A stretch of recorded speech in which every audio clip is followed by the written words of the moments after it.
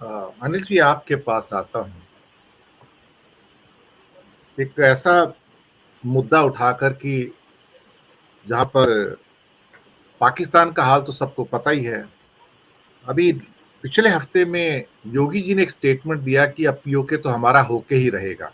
इस किस्म की उन्होंने बात की। आज राजनाथ सिंह ने बात की कि पीओके हमारा है, संसद में प्रस्ताव पास कर चुके हैं। तो मैंने बड़ा एक प्रोग्राम किया इसके ऊपर 15-20 मिनट का, उसमें मैप्स वगैरह भी दिए। मैंने कहा मुझे बहुत खुशी होगी कि पीओके हमारा होगा। दो ही तरीके हो सकते हैं, या तो हम उसे युद्ध में जीत लें, या फिर पाकिस्तान प्लेटर में उठा के हमको दे दे, लीजिए आपको मैं गिफ्ट दे रहा हूं। युद्ध में इसलिए नहीं जीत सकते कि मोदी जी हर प्लेटफॉर्म पे जाके कहते हैं कि ये युद्ध का समय नहीं है, तो वो ऑप्शन ही बंद हो गई है सर। अब मोदी जी युद्ध नहीं कर सकते किसी के साथ, उन्होंने अपने पैर पे कुल्हाड़ी मार ली है सर। दूसरा प्लेटर पे मिलेगा, चलिए मैंने मान लिया कि हमारी आर्मी तो बहादुर है, पीओके ले लिया, लेकिन उस पीओके के साथ में 1 करोड़ पाकिस्तानी आएंगे सर। राजनाथ सिंह ने आज ये भी कह दिया कि वहां के रहने वाले सब भारतवासी हैं। 1 करोड़ जन्म से पाकिस्तानी, कर्म से पाकिस्तानी, हार्डकोर पाकिस्तानी, 4 जनरेशन पाकिस्तान की, पाकिस्तान का झंडा उठाए, और वहां पे आतंकवाद भी है सारा का सारा उसी पीओके के अंदर।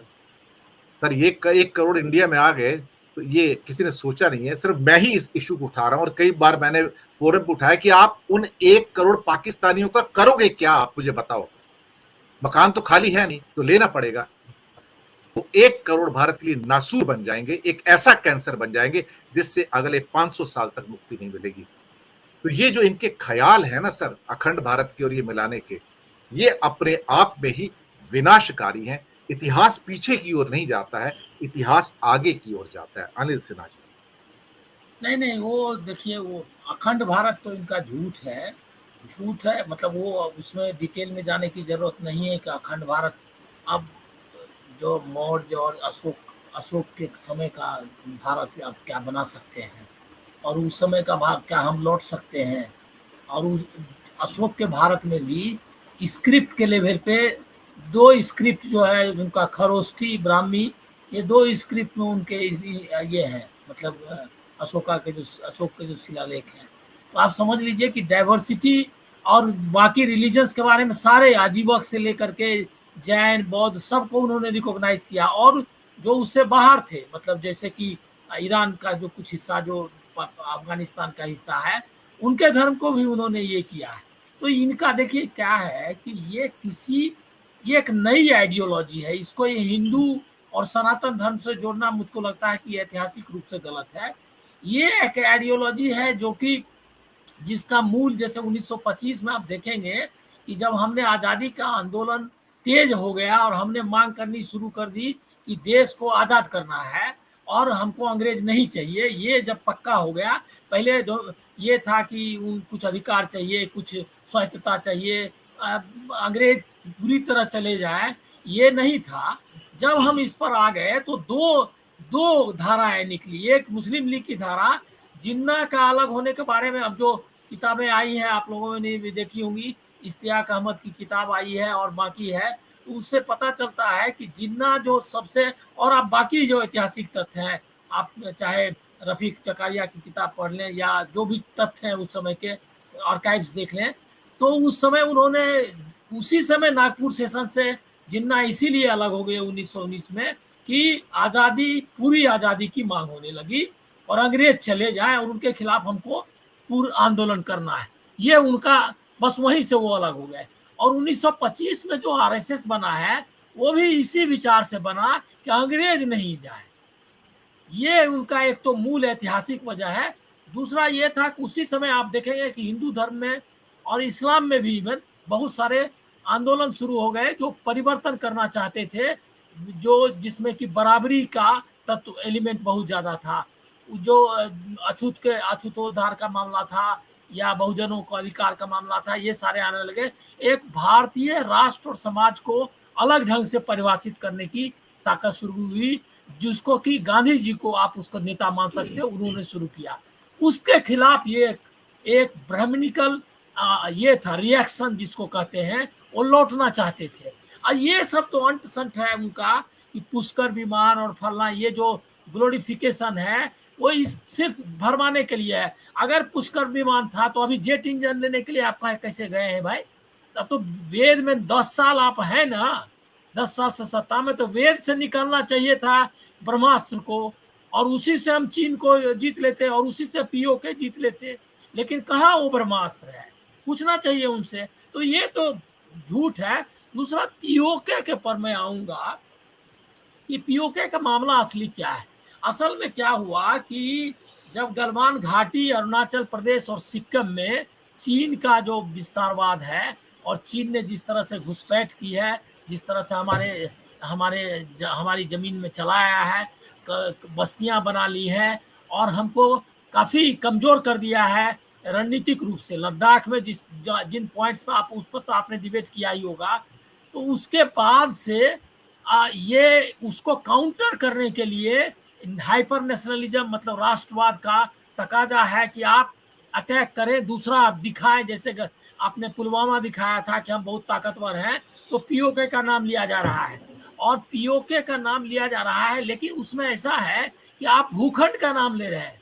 आप अपने कश्मीर को के लोगों पर आपने लगाया हुआ है, पाबंदी लगाई हुई है, उनको आप, चुनाव नहीं हो रहा है, आपने उनका सारे अधिकार उनके छीन लिए हैं, उनको आप पूरी जनता को आप राष्ट्रद्रोही मानकर चल रहे हैं। सबसे ज्यादा आर्मी आपकी वहां है राज्य में, और आप पीओके की बात किस तरह कर रहे हैं? आपने जो कहा 1 करोड़ आएंगे पाकिस्तानी, अरे वो अगर आप हिंदुस्तानी भी है तो जो कश्मीरी है हिंदुस्तान का, उसके साथ आपका क्या रिश्ता है? आप उनका कौन सा विश्वास आपने जीत लिया है? आपकी हिम्मत नहीं हो रही है कि आप एक वहां इलेक्टेड सरकार दे सके? आपकी हिम्मत नहीं हो रही है क्या कि वहां पर उनके सारे जो लोकतांत्रिक अधिकार है दे रहे हैं? तो आप पीओके को लेकर क्या, मतलब कि एक मस्कुलर नेशनलिज्म की बात है, जिसके कंटेंट में कहीं कुछ है नहीं, मिलिटरिज्म है कि हम ताकत से ले लेंगे। और ये क्या आरएसएस के डंडे से हो जाएगा? ये ड्रिल करने से? पीओके की जो भौगोलिक स्थिति है वो ये है कि वहाँ वर्ल्ड का जो भी सुपर पावर है सबके इंटरेस्ट है, इंक्लूडिंग चाइना, रसिया, अमेरिका, सबके। आपको पता ही होगा गिलगित का मामला, बाकी जो इलाके हैं उसके सारे इलाके, उसमें कुछ दे दिए उन्होंने चीन के पास। आप उनको लेने की हिम्मत है तो आप पहले तो अपनी जमीन आप चीन से ले लीजिए ना। पीओके का जो स्ट्रेटेजिक पोजीशन है, जो बन गया है ज्योग्राफिकल सिचुएशन, वो आपके बस में रहा क्या? आपने उसको जाने दिया। अभी तो आप लद्दाख को साथ में, लद्दाख के लोग बोल रहे हैं कि वहां घुस आया है, और आप उस पर चुप बैठे हैं। आपने खुद ही कहा कि नहीं घुसा है, क्योंकि आपकी हिम्मत नहीं है कि चीन के साथ आप करें।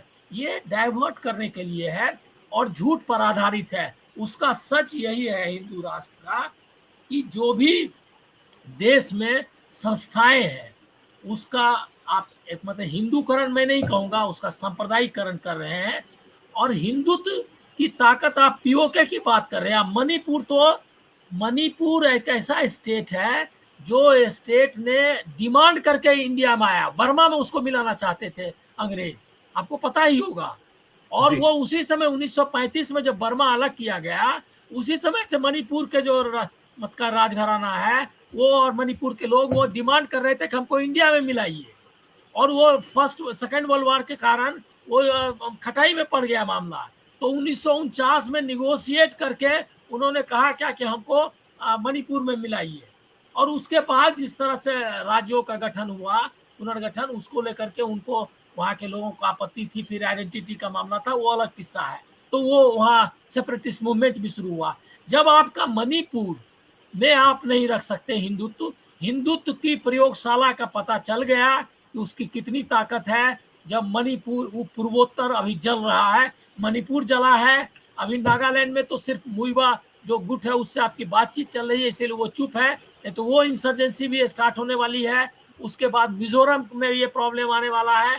पूरे नॉर्थ ईस्ट में आप हिंदू वर्सेस क्रिश्चियन की थ्योरी चला रहे हैं, वही हिंदू वर्सेस मुस्लिम चला के आप पीओके को कैसे ले सकते हैं?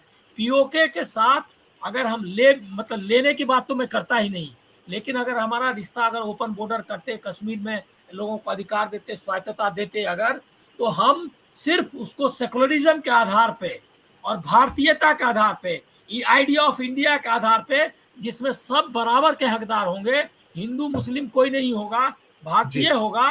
और सबको अपने अधिकार होंगे अपने बारे में, अपनी चीजों के बारे में तय करने के, और जितना ज्यादा से ज्यादा ऑटोनॉमी और फ्रीडम हो सकता है, एक्सप्रेशन, फ्रीडम ऑफ एक्सप्रेशन के अलावा रिलीजन के सारे, तभी हम पीओके की बात सोच सकते हैं कि हमारा कोई रिश्ता बन सकता है कश्मीर में। आपके अपने रिश्ते नहीं है हिंदू मुसलमान के, वहां घाटी में पंडित, वहां इन्होंने कहा था पंडित नाराज है, क्योंकि पंडित को इन्होंने कहा था, सपने दिखाए थे, अभी वहां पंडित जाकर के कोई इन्होंने बहाल कर दी, कोई नौकरी नहीं कर पा रहा है, और क्या टारगेट जो जिस तरह से वहां चल रहा है। तो मैं लग रहा है कि ये सिर्फ एक ये है पीओके का नाम लेकर के, हमको लग रहा है कि हाइपर नेशनलिज्म का मुद्दा 2024 के लिए कोई वो 24 के लिए ढूंढ रहे हैं। हमको लग रहा है पीओके वाला कोशिश कुछ नाटक करना चाहते हैं, लेकिन मुझको नहीं लगता कि पुलवामा जैसा नाटक अब दोबारा कम से कम कश्मीर के इलाके में कर सकते हैं। जी, विवेक जी आपके पास आता हूं।